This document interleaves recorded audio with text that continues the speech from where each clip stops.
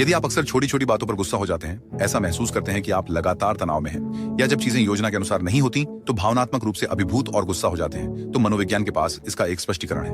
ये केवल इसलिए नहीं है कि आपका स्वभाव खराब है, यह संभवतः इसलिए है क्योंकि आपने बहुत दर्द और निराशा का सामना किया है। समय के साथ आपने उपयोग करना सीखा है। गुस्सा एक तरीके के रूप में खुद को बचाने के लिए एक मनोवैज्ञानिक शब्द है जिसे एलेक्सिथीमिया कहा जाता है, जो एक सामान्य व्यक्तित्व लक्षण का वर्णन करता है, विशेष रूप से हमारे माता पिता की पीढ़ी में। एलेक्सिथीमिया वाले लोग भावनाओं को स्वस्थ तरीके से संसाधित और व्यक्त करने में संघर्ष करते हैं। उनकी भावनात्मक प्रतिक्रियाएं अत्यधिक होती हैं। भले ही उनके इरादे अच्छे हों, उन्हें शांत रचनात्मक बातचीत करना मुश्किल लगता है। उनके शब्द अक्सर कठोर और गुस्से में होते हैं, और जितना करीबी संबंध होता है उनका रवैया उतना ही बुरा लग सकता है। फिर भी अजनबियों के साथ वे शांत, विनम्र, यहाँ तक कि भरोसेमंद दिखाई दे सकते हैं। मनोवैज्ञानिक दृष्टिकोण से ये व्यवहार अक्सर उनके पालन पोषण के तरीके से उत्पन्न होता है। उन्होंने उपेक्षा या कठोर व्यवहार का अनुभव किया हो सकता है, जिसने उनके करीबी लोगों के साथ अस्वस्थ संबंध बनाने का तरीका आकार दिया। ये स्वार्थ से दूसरों को जानबूझकर चोट पहुंचाने वाले नार्सिसिज्म से अलग है। एलेक्सिथीमिया के साथ गुस्सा अधिकतर एक स्वचालित प्रतिक्रिया होती है। यह जानबूझकर नहीं होता, यह बस वही तरीका है जिससे वे संवाद करना जानते हैं। यदि आप इस प्रकार के वातावरण में बड़े हुए हैं, यदि आपके माता पिता ऐसे थे, तो आपको शायद लगातार आलोचना का सामना करना पड़ा। चाहे समस्या कितनी भी बड़ी या छोटी हो, आपको नजरअंदाज किया जा सकता था। चाहे आपने कितनी भी मेहनत की हो, उनके उच्च मानकों को पूरा करना कभी भी पर्याप्त नहीं था।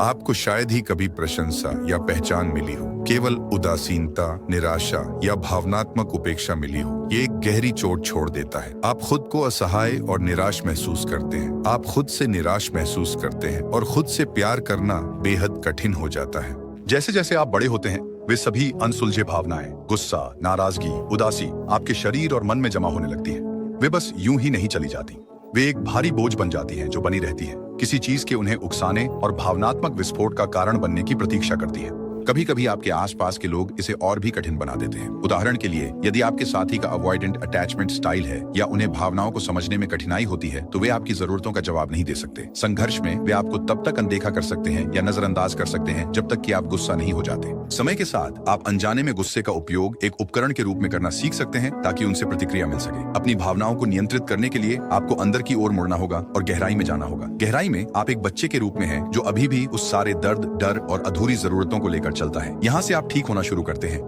पहले अपने अंदर के बच्चे को पहचानें, अपने घायल हिस्से को स्वीकार करें। समझें कि आपका गुस्सा उन पुराने घावों की रक्षा करने वाला एक रक्षा तंत्र है।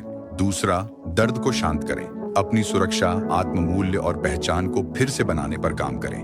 अपने आप को वह प्यार और मान्यता देना सीखें जिसकी आपको लंबे समय से चाहती। तीसरा, भावनात्मक सहनशीलता का निर्माण करें। जैसे जैसे वे घाव भरने लगते हैं, आप पाएंगे कि दूसरों की बातें या कार्य आपको अब उतना प्रभावित नहीं करते। गुस्सा इतनी आसानी से नहीं आएगा क्योंकि वे पुराने ट्रिगर अब मौजूद नहीं होंगे।